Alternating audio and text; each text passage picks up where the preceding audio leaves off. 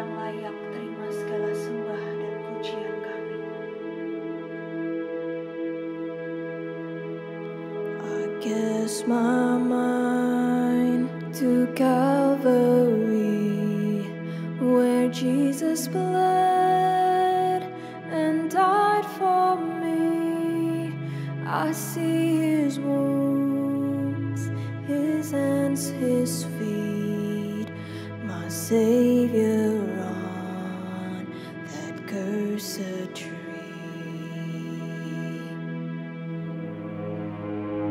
His body bound and drenched in tears, they laid him down in Joseph's tomb, the entrance sealed by heavy stone. Messiah still and all alone.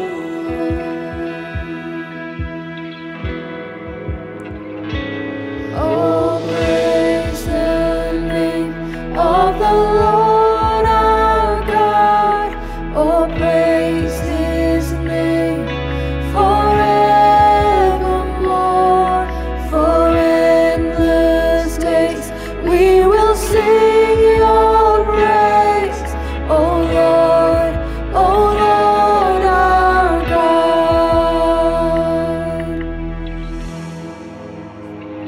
Then on the third, at break of dawn, the Son of Heaven rose again. O trampled death, where is your sting? The angels roar for Christ the King. Oh, praise the name of the Lord our God. Oh, praise his name forevermore. For endless days we will sing your praise, O Lord our God. You shall return in robes of white, the blazing sun shall pierce the night. And I will rise among the saints. My gaze transfixed on Jesus' face.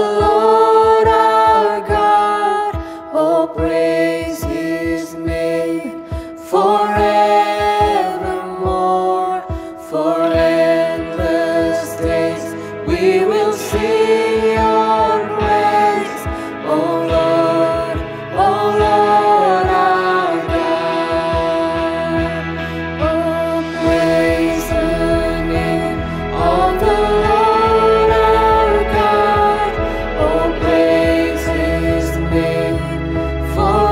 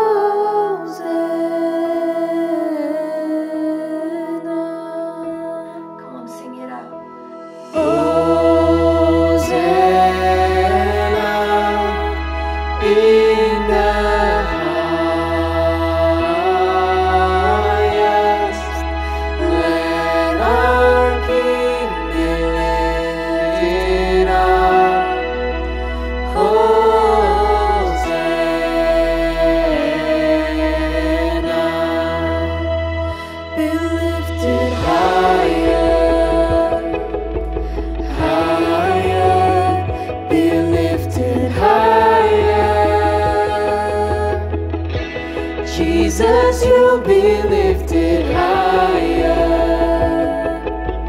higher, be lifted higher. Jesus, you'll be lifted higher,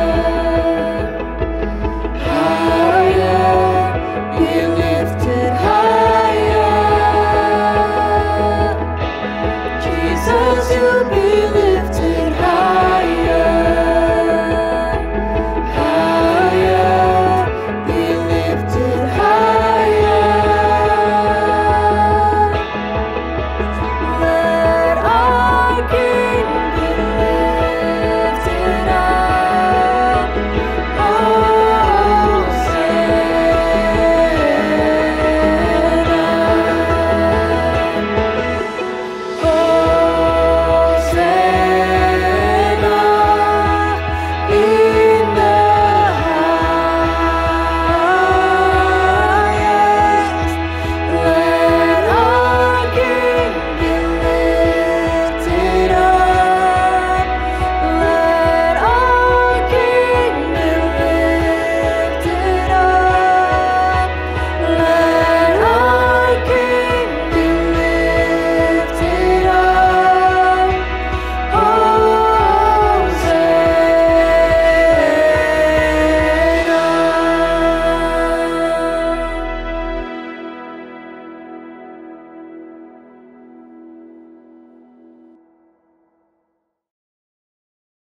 Yes, Jesus, may your name be lifted high and may your kingdom come. Yuk next gen kita sama-sama puji Tuhan. Woo!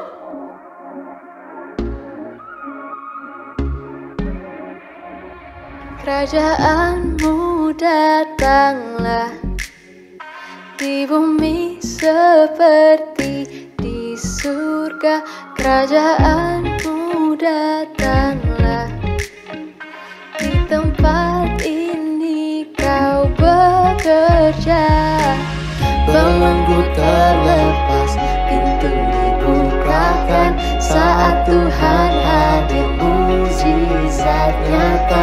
Gunung-gunung tunduk, badai pun terdiam saat kau berfirman, dahsyat kau Tuhan.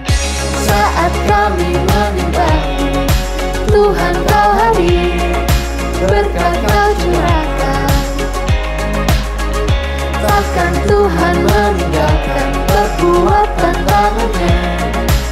Kerajaanmu datang di tempat ini.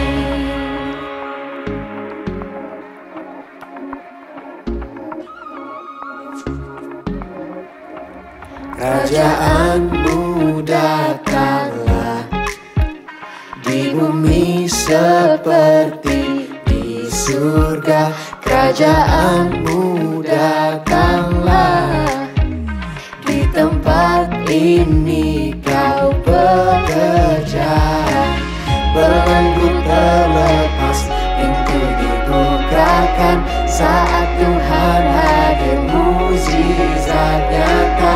Gunung-gunung tunduk, badai terdiam saat kau berfirman. Dahsyat kau Tuhan. Saat kami menyembahmu, Tuhan kau hadir, berkat kau curahkan. Takkan Tuhan meninggalkan perbuatan tangannya. Kerajaanmu datang di tempat ini.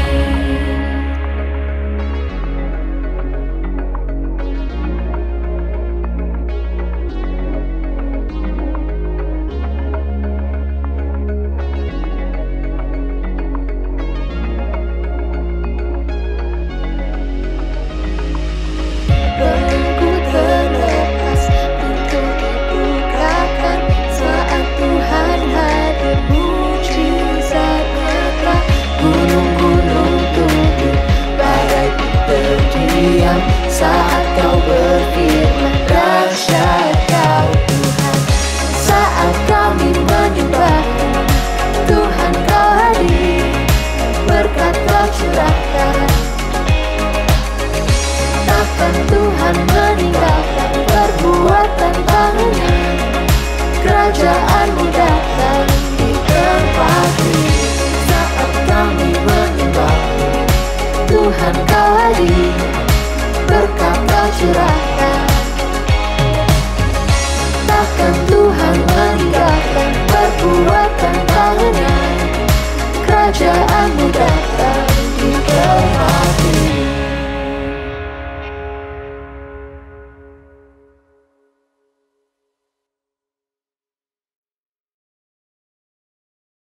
Tuhan Yesus, terima kasih buat hari ini. Terima kasih kalau Engkau udah hadir di tengah-tengah ibadah kami, walaupun kami harus beribadah masih dari rumah.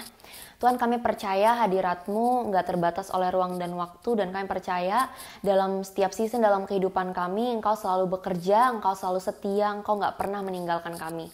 Sebentar kami mau memberikan persembahan, kami juga mau mendengarkan firman-Mu, biar Engkau sendiri yang berbicara kepada kami, supaya kami bisa bertumbuh dan menjadi semakin serupa dengan Engkau, Tuhan. Terima kasih Bapa, hanya di dalam nama-Mu kami berdoa dan bersyukur. Haleluya, amin. Teman-teman, sekarang kita akan memberikan persembahan. Persembahan dapat diberikan melalui scan ke QR Code ataupun transfer ke nomor rekening yang tertera di layar. Sebelum kita memberikan persembahan, mari kita deklarasikan persembahan kita pada hitungan yang ketiga. 1, 2, 3. Pada saat kami membawa persembahan, kami percaya pintu sorga terbuka dan berkat Tuhan dicurahkan. Setiap anak muda diberkati di kampus, marketplace, dan komunitas di mana kami berada. Kami memperoleh hikmat, kecerdasan, perkenanan untuk menjadi anak muda yang kreatif dan mampu menyelesaikan permasalahan yang ada. Pelindungan Tuhan atas hidup kami, keluarga kami, komunitas kami, dan pekerjaan kami sempurna.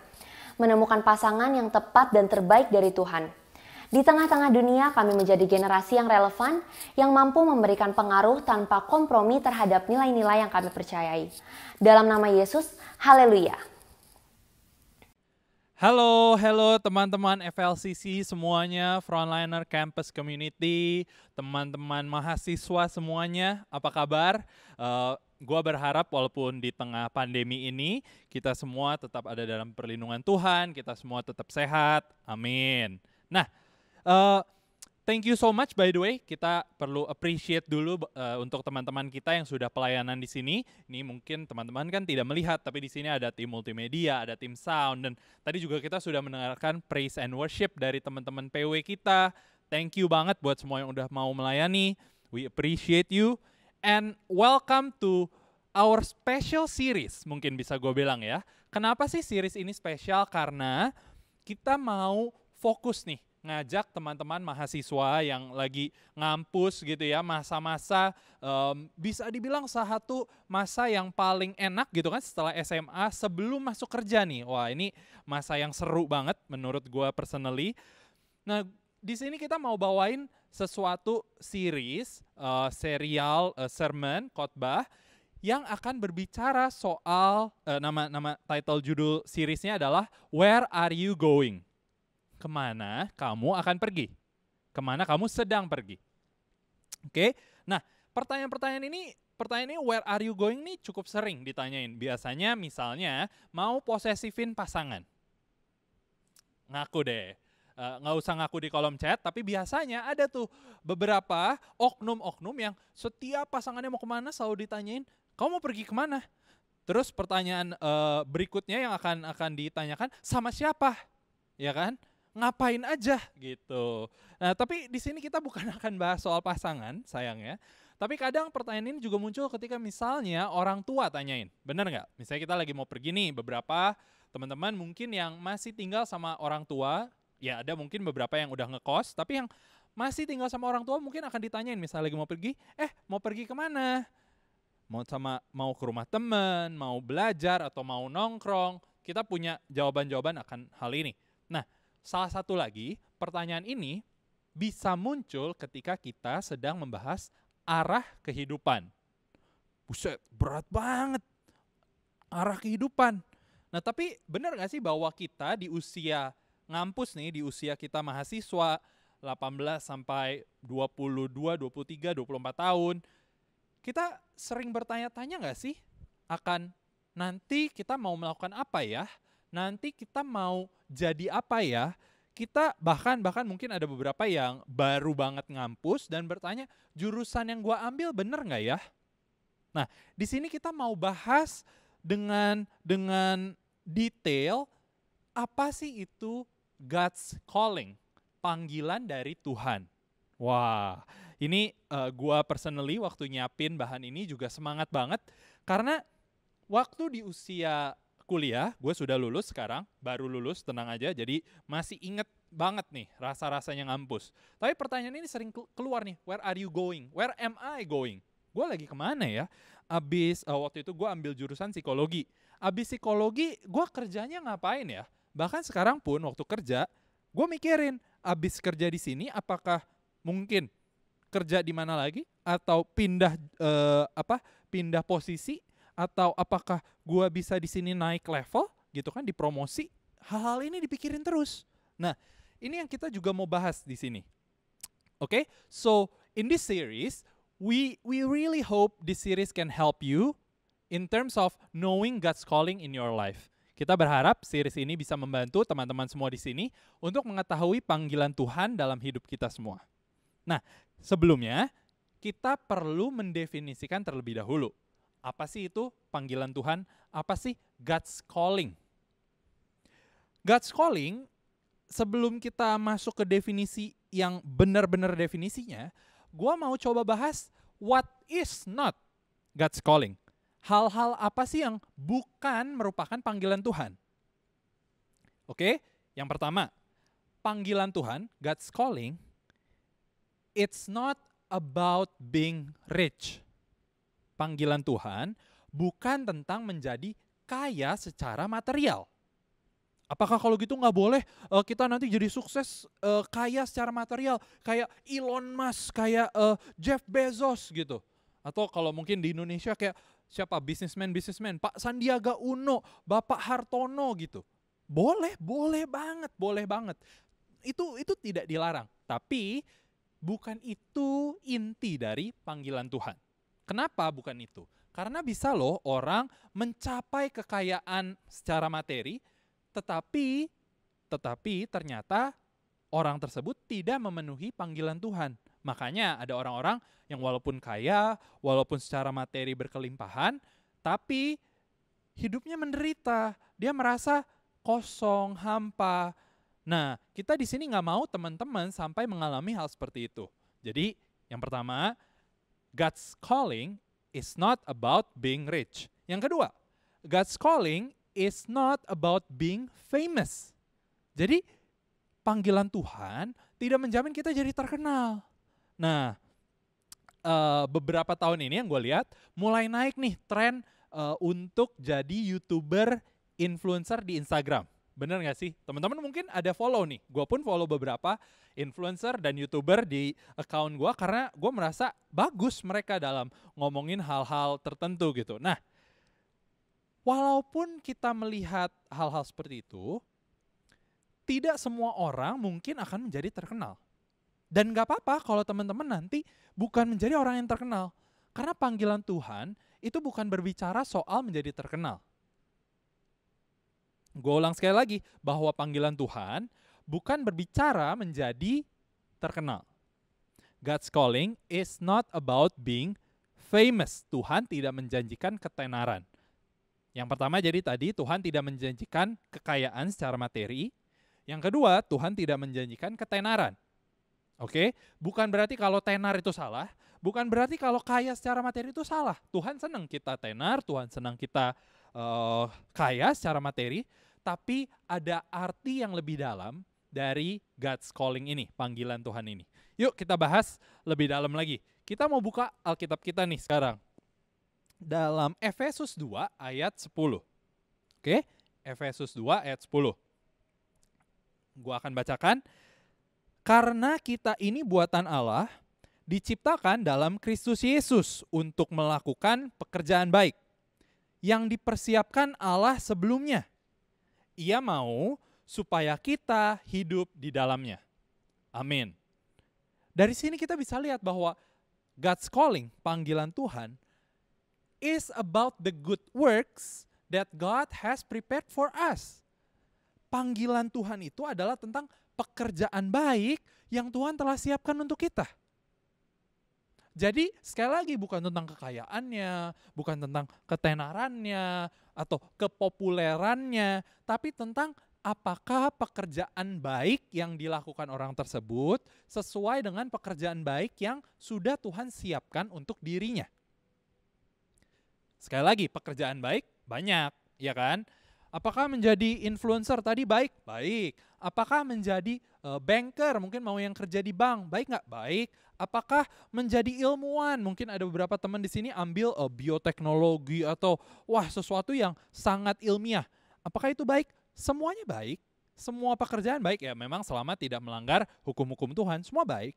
Tapi di antara yang baik-baik ini, kita perlu menentukan pekerjaan baik apa sih yang Tuhan siapkan untuk saya. Secara spesifik nih untuk saya. Jadi itu makna panggilan Tuhan ketika kita bisa menemukan pekerjaan baik yang Tuhan siapkan untuk kita. Dan bukan menemukan, tapi juga mengerjakan pekerjaan baik tersebut. Oke, sampai sini semua mengerti? Tulis di kolom komen, kalau kalian ngerti, katakan amin. Oke, jadi ada beberapa komponen nih. Tadi kan yang pertama pekerjaan baik. Jadi jangan kerja yang haram gitu ya maksudnya. Yang kedua, sudah dipersiapkan sebelumnya. Dari sini kita melihat bahwa Tuhan itu sebenarnya menyediakan desain atau tujuan untuk kita bahkan sebelum kita dilahirkan. Nah, menurut gua pribadi, hal ini itu selalu dimiliki oleh creator, pencipta. Contoh, misalnya gua mau buat mikrofon nih yang sedang gua gunakan. Ketika gua mau membuat sebuah mikrofon, gua akan berpikir apakah fungsi dari mikrofon ini. Mungkin gua tidak akan langsung melihat bentuk fisiknya. Tapi gua akan berpikir dulu kalau gua mau membuat barang yang bisa mengeluarkan suara orang lebih keras sehingga orang itu kalau lagi di hadapan banyak orang tidak perlu teriak-teriak. Cukup di ini seperti saya gitu ya, dikasih mic, suaranya bisa keluar. Nah, setelah punya tujuannya, punya konsepnya, baru dia akan bentuk fisiknya. Hal yang sama seperti Tuhan ketika menciptakan manusia. Tuhan itu sebelum menciptakan kamu dan saya, Tuhan punya pemikiran. Oke, misalnya ini Joshua Hazer. Joshua Hazer, aku mau nanti dia akan menjadi ini. Nah, ketika Tuhan menentukan tujuannya, baru kita diproduksi. Maksudnya kita lahir ke dunia sudah dengan hal-hal yang dipersiapkan Tuhan untuk kita mengerjakan pekerjaan baik tersebut. Artinya apa sih? Artinya kita tidak perlu bersusah payah menganggap bahwa kita tidak punya kemampuan untuk mengerjakan panggilan Tuhan. Enggak. Kan Tuhan yang desain sebelumnya. Tuhan sudah tahu kita ini mau dibawa kemana. Jadi tinggal kitanya aja nih ngikutin. Oke? Tinggal kitanya yang ngikutin. Semua hal yang kita butuhkan untuk memenuhi panggilan Tuhan dalam hidup kita sudah tersedia. Gue ulang sekali lagi. Seluruh kebutuhan untuk kita memenuhi panggilan Tuhan, baik itu kebutuhan skillnya, kebutuhan materinya, kebutuhan apalagi koneksinya, kebutuhan, pokoknya semua kebutuhan sudah Tuhan sediakan. Karena Tuhan sudah mendesain sebelumnya. Tuhan sudah menetapkan tujuan kita sebelum kita dilahirkan. Amin. Tulis di kolom chat, amin. Atau kalau yang lagi nonton di rumahnya, bilang amin. Amin.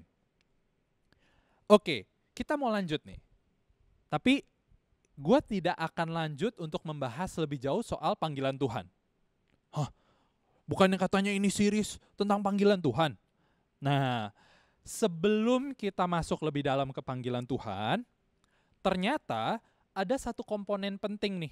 Ada satu komponen penting yang menjadi salah satu fondasi dalam kita berjalan dalam panggilan. Oke?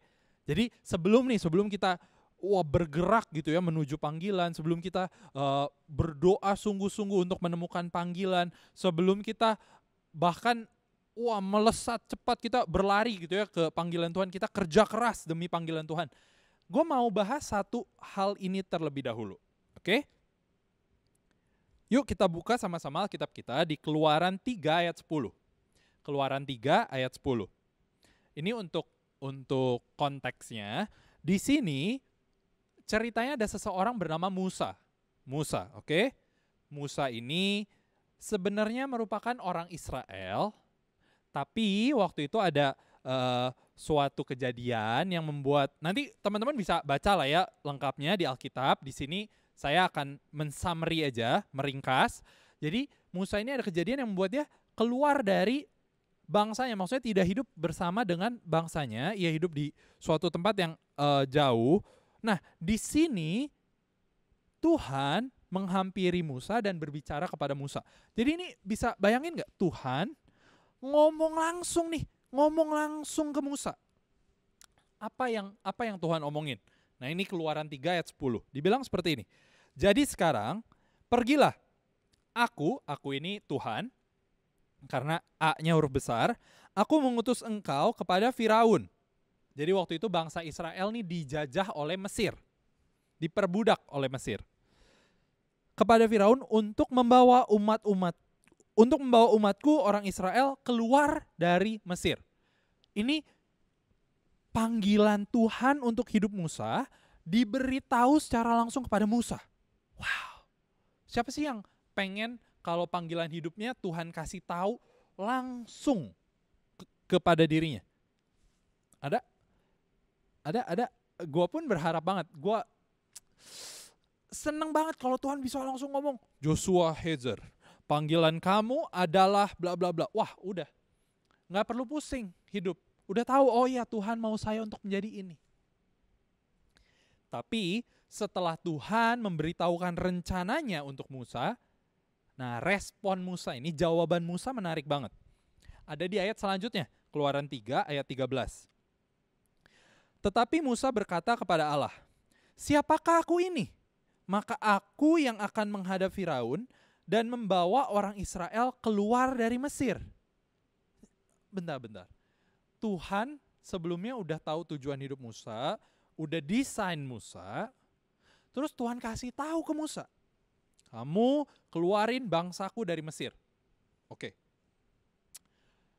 Tapi Musa waktu dikasih tahu rencana Tuhan, Musa malah jawab, siapakah aku ini? Gua nih siapa Tuhan? Musa tidak yakin akan dirinya sendiri. Musa mempertanyakan panggilan Tuhan, Musa mempertanyakan kemampuan dirinya. Oke, Musa ini nggak pede. Sama mungkin ada beberapa, misalnya waktu dulu gue di kampus, ada beberapa orang yang nggak pede kalau disuruh ngomong di depan. Selalu nanti tunjuk-tunjuk orang, kamu aja deh, kamu aja. Nah Musa waktu itu kayak gini, padahal Tuhan sendiri loh yang udah kasih tahu, kamu tujuan hidupnya ini. Tapi Musa nggak berani. Nah selanjutnya, kalau teman-teman lanjutin baca di Keluaran 4 ayat 1, Keluaran 4 ayat 10, Keluaran 4 ayat 13.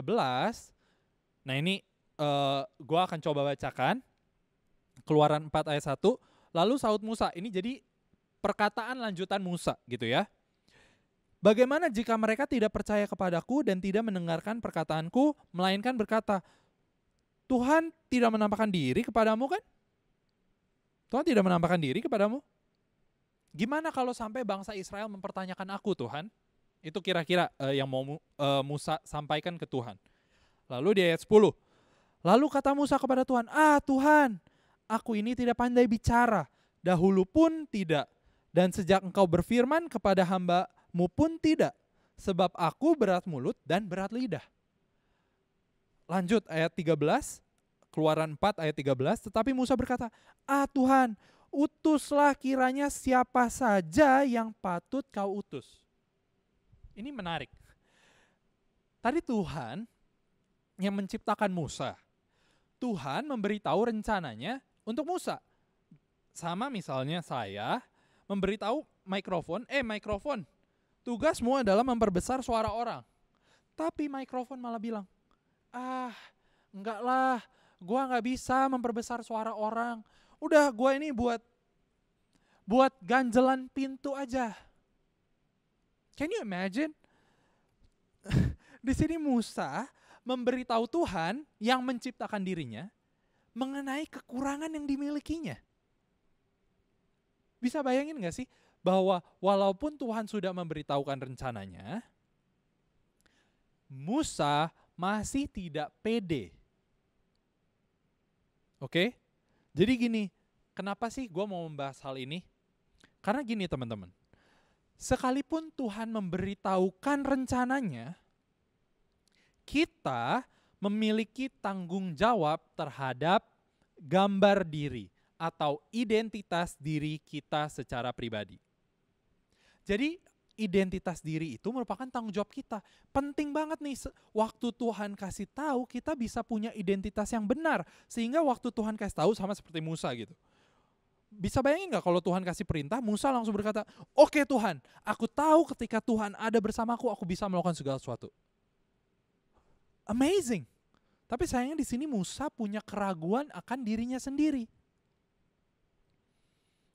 Makanya kenapa gue mau membahas yang pertama ini di minggu pertama dari series Where Are You Going, gue mau fokus untuk membahas masalah identitas diri. Identitas diri. Gambar diri. Karena nanti kita akan melihat sama-sama bahwa gambar diri ternyata pengaruhnya besar loh.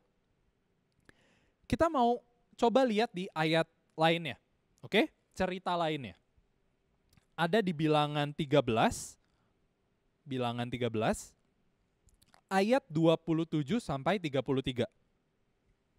Nanti lengkapnya teman-teman bisa baca di rumah. Gua akan baca dari di ayat 28-nya dulu ya. Jadi di sini ceritanya untuk konteks bangsa Israel, kan tadi Musa ceritanya bahwa bangsa Israel keluar dari Mesir ya. Nah, bangsa Israel ini udah keluar dari Mesir, bangsa Israel mau masuk ke tanah yang sudah dijanjikan Tuhan. Oke, waktu itu Musa mengirim pengintai, 12 pengintai. Jadi biar ngelihat gitu ya tanah yang dijanjikan Tuhan nih gimana sih. Akhirnya ada 12 orang yang ke tanah itu lihat-lihat, ngamatin. Oke, ini tanahnya gini, ini mungkin orang-orang di dalamnya seperti ini. Nah, ayat yang kita baca ini adalah ketika 12 pengintai itu kembali melaporkan, report back to Moses. ayat 28, ini 12 pengintai ngomong gini. Bukan 12 sih, sebenarnya 10 pengintai. Ngomongnya gini, hanya bangsa yang diam di negeri itu kuat-kuat dan kota-kotanya berkubu dan sangat besar. Juga keturunan Enak telah kami lihat di sana. Nah, gue mau lanjut ke ayat 33-nya. Ini again 10 pengintai ngomong seperti ini. Juga kami lihat di sana orang-orang raksasa. Orang Enak yang berasal dari orang-orang raksasa. Dan kami lihat diri kami seperti belalang. Dan demikian juga mereka terhadap kami. Kalau teman-teman baca, nanti di antara 12 ini, 10 ngomong seperti itu. Tapi ada 2 orang yang memiliki keyakinan bagaimana Tuhanlah yang akan membawa mereka ke tanah perjanjian. Mereka punya identitas diri yang benar. Sekarang gini, kira-kira ya, kan ini 12 orang pergi ke tempat yang sama. Kira-kira yang dilihat sama atau beda ya? Sama bukan? Mereka semua lihat tanahnya, mereka semua lihat orangnya. Tapi kenapa yang 10 bisa menyampaikan hal-hal seperti ini? Iya, kami lihat raksasa, kami dipandang seperti belalang. Sedangkan ada 2 orang yang bisa menganggap, enggak, Tuhan pasti bersama kita, kita pasti bisa membawa bangsa ini menduduki tanah Kanaan, tanah perjanjian Tuhan. Kira-kira kenapa ada 2 orang yang bisa berkata seperti itu? Salah satu jawabannya, salah satu kuncinya adalah identitas diri. Bisa dilihat di sini bahwa 10 orang yang diutus ini, yang tadi ngomong melihat orang-orang raksasa, yang menganggap dirinya belalang, mereka tidak pede, mereka tidak yakin, mereka tidak tahu identitas diri mereka di dalam Tuhan. Mereka hanya melihat diri mereka melalui kekurangan yang mereka miliki.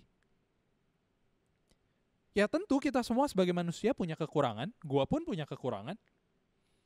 Tapi kedua orang yang lainnya, yaitu Yosua dan Kaleb, nanti kalau teman-teman baca, mereka punya pandangan yang benar terhadap diri mereka. Bukan berarti mereka memandang diri mereka sempurna, tapi mereka tahu bahwa diri mereka ini ada dalam perlindungan Tuhan. Bahwa Tuhan menyertai mereka. Sehingga mereka punya keyakinan diri yang lebih daripada 10 pengintai lainnya. Jadi kesimpulannya apa sih? Ini kesimpulannya, bahwa gambar diri yang salah bisa menjadi batu sandungan dalam perjalanan kita memenuhi panggilan Tuhan. Our self-identity, our self-image, the wrong self-image, okay, bisa menjadi batu sandungan loh ternyata. Bisa menghambat kita dalam memenuhi panggilan Tuhan dalam hidup kita. Ini alasan kenapa gua mau berbicara mengenai identitas diri di minggu pertama mengenai series God's Calling. Dengan judulnya Where Are You Going? This is why I want to talk about this in the first week. Jadi sekarang pertanyaannya untuk teman-teman dan untuk saya juga. How do you define and describe yourself? Gimana sih teman-teman selama ini mendeskripsikan, mendefinisikan diri teman-teman? Semua orang bisa punya pendapat tentang dirinya sendiri. Tapi gue mau mengajak di sini untuk menggunakan definisi dan deskripsi yang berasal dari firman Tuhan. Oke? Kenapa gue mau kita menggunakan definisi tentang identitas diri yang berdasarkan firman Tuhan? Karena teman-teman kalau baca di Kejadian 1 ayat 26, gue akan bacakan. Ini waktu awal mula dunia dibentuk. Oke, Kejadian 1 ayat 26. Dibilang seperti ini. Berfirmanlah Allah, baiklah kita menjadikan manusia menurut gambar dan rupa kita, supaya mereka berkuasa atas ikan-ikan di laut dan burung-burung di udara, dan atas ternak, dan atas seluruh bumi, dan atas segala binatang melata yang merayap di bumi. Wow, kita sebagai manusia diciptakan serupa, segambar dengan Tuhan. Lalu selanjutnya kalau teman-teman baca di Yohanes 1 ayat 1. Di ayatnya bilang seperti ini. Pada mulanya adalah firman, firman itu bersama-sama dengan Allah, dan firman itu adalah Allah. Jadi gini teman-teman, kita manusia diciptakan serupa dan segambar dengan Allah. Oke? Berarti kalau kita mau mengenal diri kita sendiri, kita mau semakin mengenal diri kita sendiri, kita bisa melakukannya dengan semakin mengenal Tuhan. Kenapa kalau kita semakin mengenal Tuhan, kita semakin mengenal diri sendiri? Karena kita diciptakan segambar dan serupa dengan Tuhan. Jadi semakin kita mengenal Tuhan, oh Tuhan itu penuh kasih. Kita jadi tahu bahwa diri kita tuh sebenarnya penuh kasih. Oh Tuhan itu pengampun. Kita jadi tahu bahwa diri kita sebenarnya pengampun. Oh Tuhan itu berkuasa. Kita jadi tahu bahwa Tuhan pun memberikan kuasanya kepada kita. Untuk apa? Di ayat Kejadian 1 ayat 26 tadi pun disebutkan untuk kita mengelola bumi ini. Wow. Jadi kita diciptakan segambar dan serupa dengan Tuhan. Jadi kalau kita mau mengenal diri sendiri, kita bisa melakukannya dengan semakin mengenal Allah. Pertanyaannya sekarang, gimana cara kita mengenal Allah? Nah itu tadi Yohanes 1 ayat 1. Pada mulanya adalah firman. Firman itu bersama-sama dengan Allah dan firman itu adalah Allah. Berarti kalau kita mau mengenal Tuhan, kita perlu membaca firman-Nya. Makanya di sini di FLCC, Frontliner Campus Community, kita selalu encourage buat teman-teman baca Alkitab tiap hari. Ayo baca Alkitab, baca Alkitab, baca Alkitab. Di awal tahun kemarin kita baru mulai, kita coba melakukan 30 Days Bible Challenge. Seru banget. Jadi setiap hari bacaan Alkitabnya itu diupload ke Instastory biar orang-orang bisa lihat dan biar semangat juga. Karena kalau dilakukan secara bersama-sama bisa lebih semangat. Nah itu kita coba encourage buat teman-teman baca Alkitab. Oke? Lanjut. Ketika kita mulai membaca firman Tuhan, misalnya jadi teman-teman udah mengetahui hal ini, terus oke, mau membaca firman Tuhan gitu ya.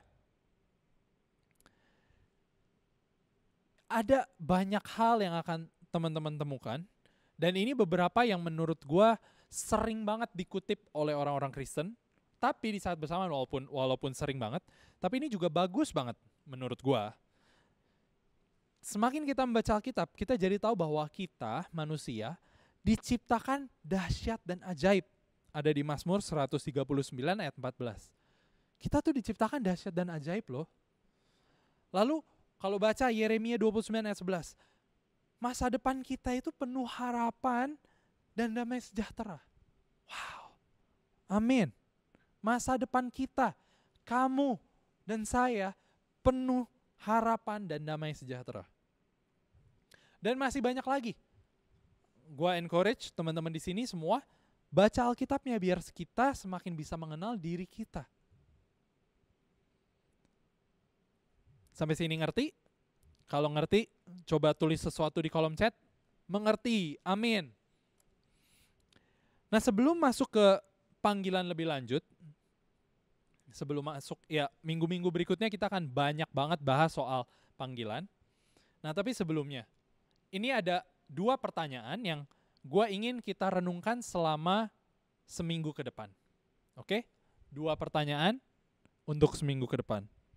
Yang pertama, bagaimana saya memandang diri saya selama ini? How do I see myself? Apakah saya melihat diri saya sebagai orang yang gak berguna atau orang yang gak tahu?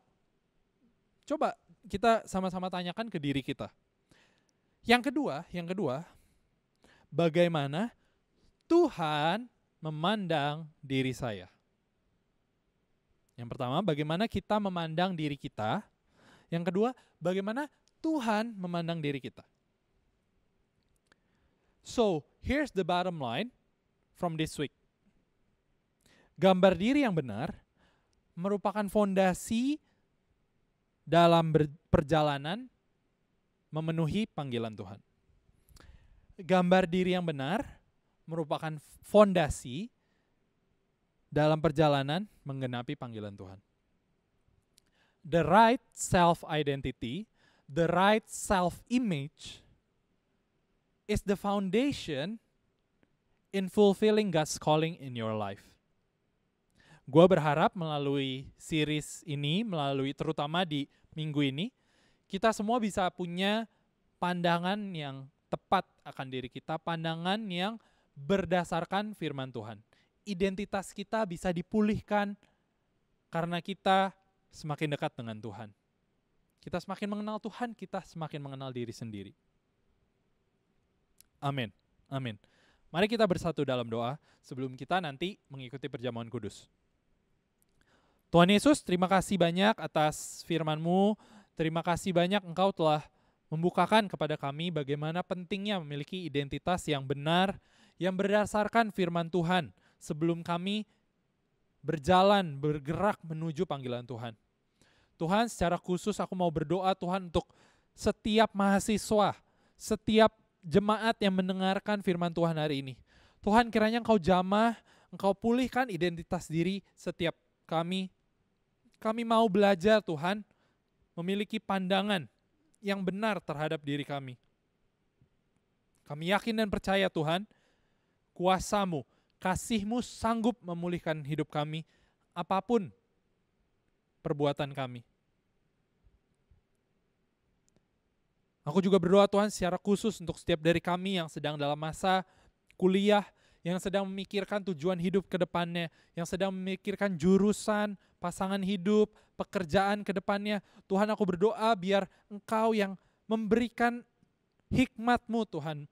Engkau yang berbicara kepada setiap kami personally Tuhan. Pribadi lepas pribadi. Sehingga kami jadi mengetahui apa rencana-Mu atas hidup kami. Dan kami pun mampu memenuhi rencana tersebut, menggenapi panggilan Tuhan dalam hidup kami. Terima kasih ya Bapa, firman-Mu selesai, tapi kami percaya Engkau akan terus bekerja di hidup kami. Terima kasih ya Bapa, terima kasih ya Tuhan, dalam nama Yesus kami siap untuk perjamuan kudus menerima tubuh dan darah-Mu. Amin. Amin. Amin. Shalom saudara, mari sama-sama kita mempersiapkan hati kita untuk menerima perjamuan kudus. Siapkan anggur dan roti saudara. Jika saudara sudah mempersiapkannya, saya jemput saudara untuk bangkit berdiri dimanapun saudara berada.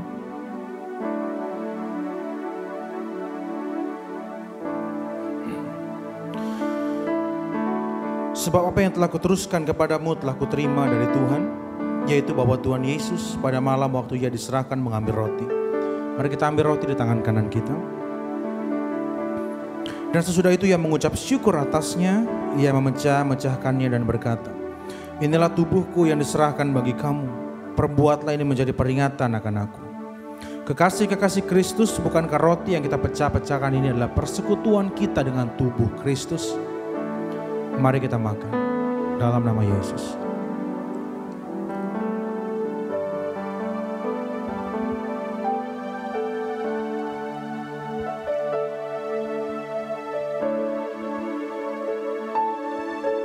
Mari kita angkat cawan di tangan kanan kita di hadapan Tuhan. Demikian juga Ia mengambil cawan sesudah makan lalu berkata, cawan ini adalah perjanjian baru yang dimeteraikan oleh darahku. Perbuatlah ini setiap kali kamu meminumnya menjadi peringatan akan aku. Bukankah cawan pengucapan syukur yang atasnya kita ucapkan syukur ini adalah lambang persekutuan kita dengan darah Kristus? Mari kita minum dalam nama Yesus.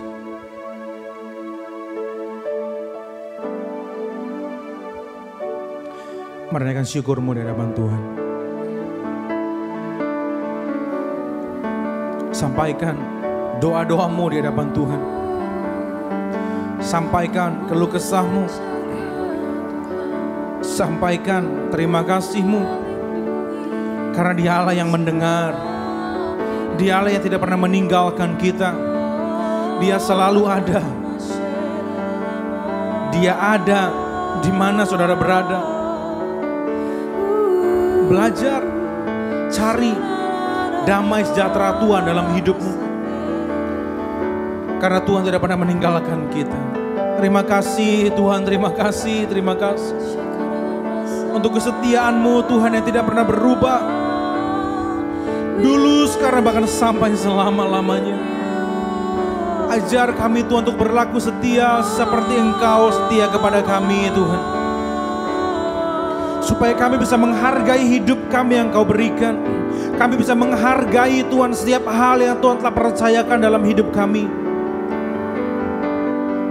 Kami gak mau sibuk membandingkan diri dengan yang lain. Kami mau masuk ke dalam rencananya Tuhan. Banyak orang didiskualifikasi karena mereka keluar dari jalurnya dan masuk ke jalur yang lain. Tapi tidak demikian bagi setiap anak-anak muda yang ada di tempat ini Tuhan. Kami mau fokus kepada jalan yang Tuhan telah tetapkan kepada kami. Kami mau masuk ke dalam panggilan destiny yang Tuhan telah tetapkan dalam hidup kami. Dan dengan semua bakat, talenta, karunia Tuhan berikan kepada kami, Tuhan akan berikan kami juga kemampuan untuk mengelolanya. Sehingga kami Tuhan bisa menjadi jawaban, menjadi berkat bagi banyak orang di sekitar kami. Terima kasih Tuhan, terima kasih. Aku berdoa Tuhan secara khusus di masa-masa ini Tuhan, di mana kami masih bisa beribadah meskipun di rumah. Aku berdoa pandemi ini tidak akan mempengaruhi keluarga kami Tuhan. Keluarga kami akan tetap harmonis di dalam nama Yesus. Kami berikan kesempatan Tuhan, kami berikan tahta tertinggi di rumah kami. Masing-masing Tuhan untuk Kau isi Tuhan. Karena Engkaulah Tuhan imam yang agung atas rumah tangga kami Tuhan. Aku berdoa Tuhan damai sejahtera-Mu Tuhan ada atas keluarga kami. Atas orang tua kami Tuhan, atas saudara-saudara kami Tuhan. Sehingga tidak akan membuat orang tua kami bertengkar. Tidak akan membuat keluarga kami berpisah satu dengan yang lain. Tapi kasih-Mu Tuhan menjadi pengikat kepada setiap kami. Dan apapun yang Tuhan telah berikan kepada kami mau belajar bersyukur. Meskipun kami mungkin harus keluar dari pekerjaan, meskipun mungkin ada keluarga kami yang di PHK Tuhan, tapi kami percaya ini akan membawa kami kepada destiny yang Tuhan berikan kepada kami. Berikan kami hikmat, kreativitas, sehingga di masa-masa seperti ini Tuhan kami bisa mengelola talenta kami dengan baik. Dan kami bisa menghasilkan sesuatu yang belum pernah kami hasilkan sebelumnya. Kami mengandalkan Kau Tuhan. Bersama dengan Tuhan, apapun yang kami hasilkan adalah yang terbaik untuk kami. Kami rindu juga menjadi berkat bagi banyak orang di sekitar kami Tuhan. Kami mau memandang dari caranya Tuhan memandang. Apapun yang terjadi, semua mendatangkan kebaikan bagi orang yang mengandalkan Tuhan. Terima kasih Tuhan, jaga terus hati kami untuk tetap bersyukur kepada-Mu. Kami juga memberkati Tuhan kota di mana kami berada. Berkati Tangerang Selatan, berkati Banten, berkati Indonesia Tuhan. Supaya Tuhan bangsa kami Tuhan bisa pulih Tuhan dari segala krisis Tuhan. Krisis ekonomi Tuhan, krisis kepercayaan. Bahkan isu sara tidak akan lagi berkembang Tuhan. Teroris tidak akan ada lagi Tuhan di bangsa kami Tuhan. Justru di momen ini Tuhan adalah momen pemersatu bangsa. Bahwa kami semua adalah satu, kami semua adalah Indonesia. Terima kasih Tuhan. Biarlah gereja-Mu menjadi jawaban. Dimanapun mereka berada, gereja menjadi jawaban Tuhan. Di kota mereka masing-masing. Sehingga Tuhan, kasih-Mu bisa diterima oleh semua orang di bangsa ini. Terima kasih Tuhan, terima kasih. Dan kalau kami sebentar akan berpisah satu dengan yang lain Tuhan. Kami mengangkat dua tangan kami untuk terima berkat yang terbaik daripada Tuhan. Biarlah berkat yang terbaik adalah Bapa di sorga. Berkat yang terbaik dari Tuhan Yesus. Berkat yang terbaik dari Roh Kudus menyertai hidup, keluargamu, sekolah, kuliah, pekerjaan, bisnis, usaha, dan pelayananmu. Mulai hari ini, besok, bahkan sampai selama-lamanya. Kita yang percaya dan diberkati Tuhan, sama-sama kita katakan, amin.